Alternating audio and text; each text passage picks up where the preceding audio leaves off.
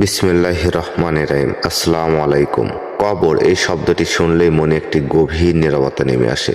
এটা শুধু মাটির নিচে একটি গর্ত নয়, বরং আমাদের জীবনের চিরন্তন সত্যের একটি আয়না, যেখানে ধন সম্পদ ক্ষমতা সৌন্দর্য সবকিছু থেমে যায়। একা থাকে শুধু আমাদের আমল, আমাদের কর্ম।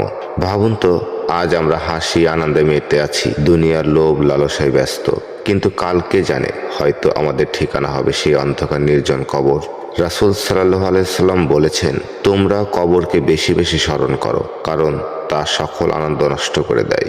এই স্মরণটা কষ্ট দেয়, কিন্তু এটাই তো আমাদের জাগিয়ে তোলে, মনে করিয়ে দেয় এই দুনিয়া ক্ষণস্থায়ী।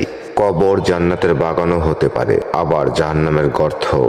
যে আমল নিয়ে যাব সেই আমলই সঙ্গী হবে আমাদের। সেখানে কোনো বন্ধু, কোনো পরিবার নয়, শুধু একাকী মন। কান্নাকিরের প্রশ্ন, কবরের চাপ, আযাব বা শান্তি সবই নির্ভর করে দুনিয়ার জীবনের ওপর।